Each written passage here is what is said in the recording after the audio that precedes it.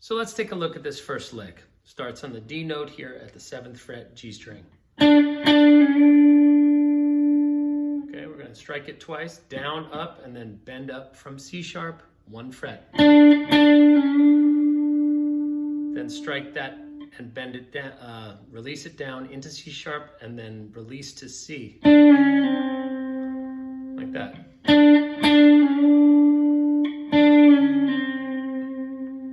Bend A up to B on the D string, 7th fret. Release to that G at the 5th fret D string. Okay, then play the A note. Pull off to G and then slide back to F sharp. Okay, so over the loop, it'll sound like this.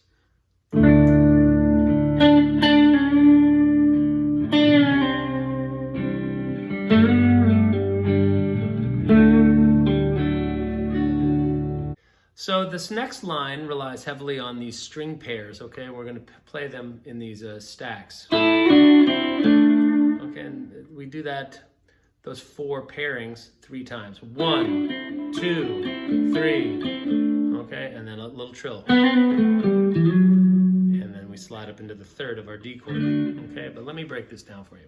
Index finger bars the E and B string at the 5th fret, sounding an E and an A note.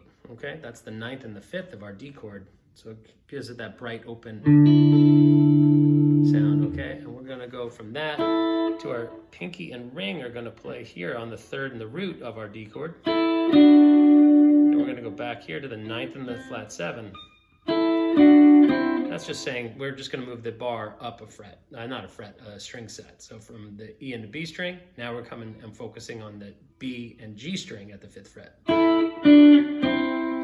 Okay, now we're gonna, you guessed it, bring this little idea, this pairing of the pinky and ring, they're gonna come up to the 7th fret G and D string, sounding the root and 5th of our D chord. Okay,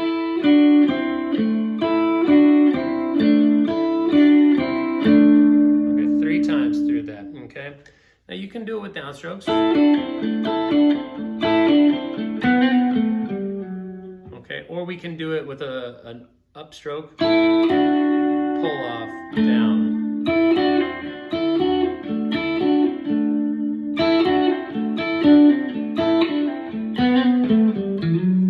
Okay, once we do it 3 times, we go to the 4th fret of our G string and we trill from B to C back to B. Then pull off from A to G on the D string, 7, 5. And then we slide from 7 to 9 on the A string, going from the E note up into the 3rd of our D chord, which is an F sharp. Okay, so all in we would hear. All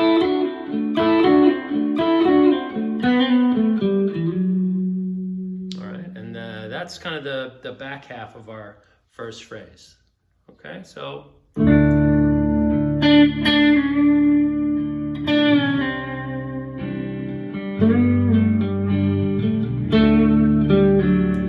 3, 4, and.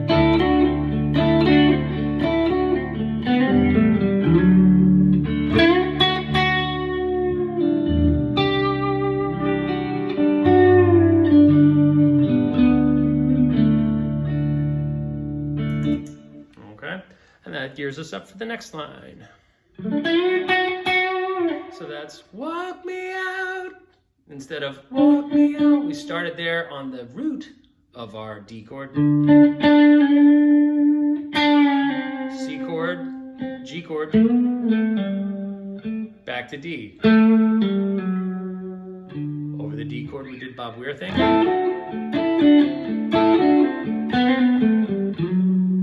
Now we're going to bend up. Instead of hitting the root again, we're going to come to that F sharp note. I'm going down, down, down, up, and then I clip it real fast and hit it a couple more times. Give it a little bit of wiggle on the way up once it's up there to pitch. Okay, and then I grab this note over the C chord, okay? That G is the fifth of our C. Okay, we're playing over a C chord there after we bend up to F sharp. That's over our D. Then over top of the C. And then over top of the G chord, I come down the D major scale, and it kind of sounds nice because it starts on the major 7 of that chord. And finally releases back here. So once again, after Bob Weir's line,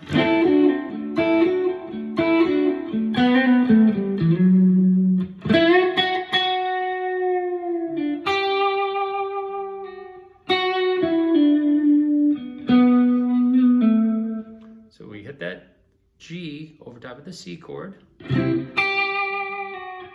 Okay, and we can bend or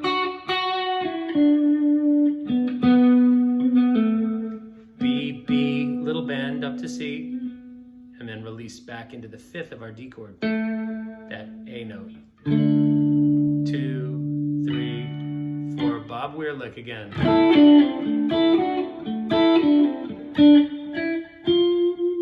And then we come up into our F chord, which is the first time we've left that progression. Now we're about to start the B section. All right, I'll be back in a minute to break that part down. So we've played through the D, C, and G form twice, and now it's time for us to modulate up to this non-diatonic F. That means that F just generally isn't related to our initial home key, okay? So we're just kind of shifting the tonal center from being at a G major to now being at a C major.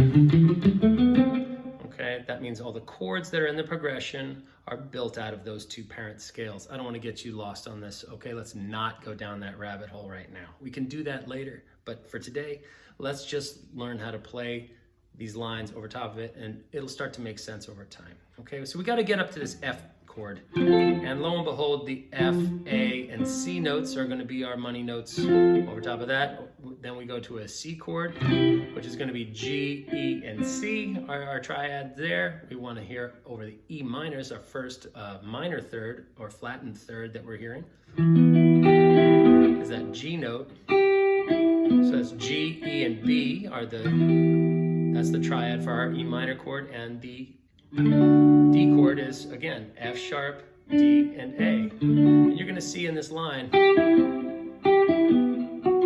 we're just going to walk down those 3 triads right in a row, put a little accent on the beginning note, and maybe you end up with some music. Okay, so we're going to come out of playing in this D chord, playing that Bob Weir line, the 4-string pair idea. All right, 1, 2, 3, 4, 1, 2, 3, 4, 1, 2, 3, 4.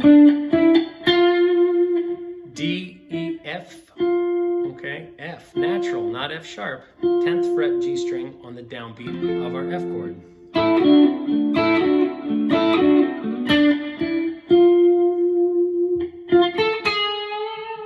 So then we come through with 2 downstrokes, G, B string, but we don't come away from the guitar. We go right into the B string. Now, I don't know if Garcia did that. He probably did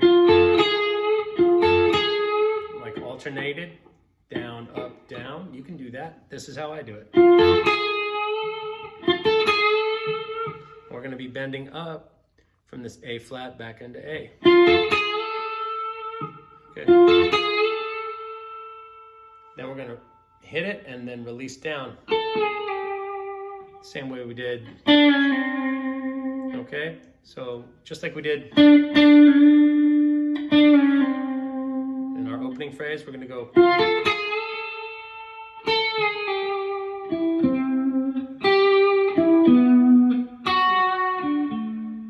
All right, so F, A, bend up from one below, hold it. Okay, we kind of let it down to that G note, and now we're over the C chord, and we're going to walk through its triad from the 5th, 3rd, and root. Over the E minor, we're going to go minor 3rd, right? Because that G note stays the same, but its function in relation to the chord we're playing changes. So here it's the 5th of the C, but once we go to the E minor chord, that becomes its minor 3rd. Okay, so 5, 3, 1, minor 3rd, root 5, and then we come to our D chord, 3, root 5. Okay, now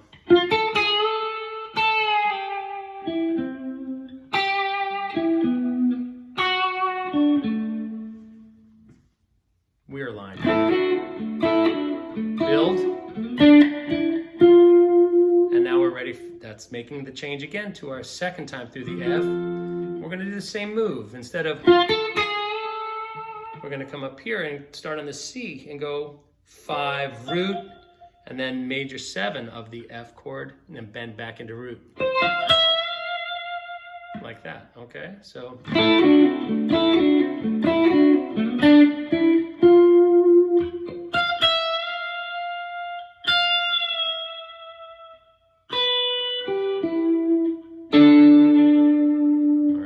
Break that down for you. That's the downbeat of our F chord. We're going to quickly hop up here with our ring finger and play the C note at the 13th fret B string and do the same trick where we pick through, okay?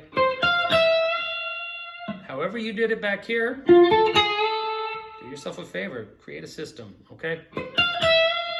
I'm going down, down, up. And just release from F to E, and that's the downbeat of a C chord. Okay, we're going into the C chord's 3rd. So F,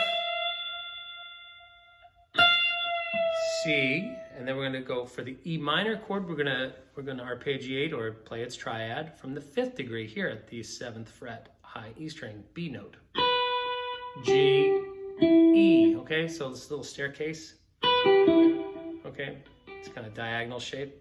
Very, very cool shape, but even better sound. Focus on the sound, not the shape so much. Okay. E minor. Okay, and then over the D chord, we're going to play its 5th and its root. Okay, and this song, you know, kind of stems from a lot of this parallel. There it is.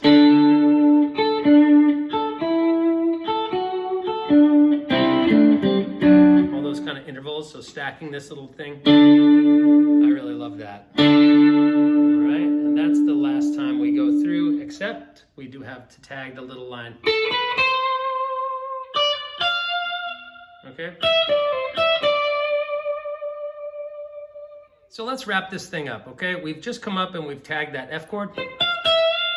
Second time, all right? Release into the C major. That's its 3rd. Okay, then E minor triad starting from the 5th degree. 5, minor 3, 1. Then we stack the D and the A to form a little power 5. 2, 3, 4. Now we've got that C chord coming up to G. All right, what I have you playing here is a reference to the original recording.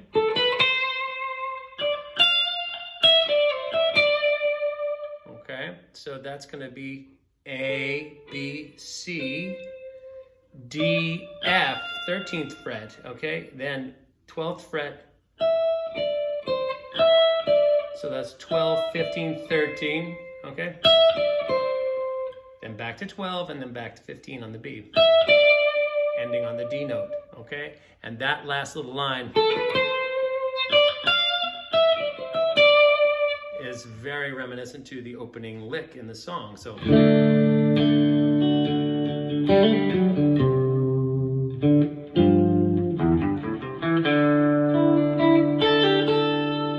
that kind of thing, okay? And there's plenty of recordings where you hear that kind of thing, okay? But that F note, okay? So that note is kind of cute in that it references the original recording. All right, you don't have to play it, but it sounds kind of hip, even though it's not really diatonic to those chords at that point. It becomes, you know, in the key once we shift up to that.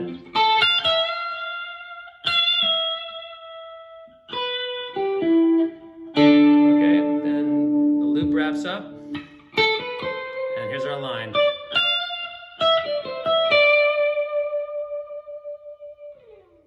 So that's going to wrap up today's lesson, folks. Thanks so much for stopping by for a snack. I'm Jack Devine. You've been watching Jacksnax. Have a great day, and I'll see you soon. Cheers.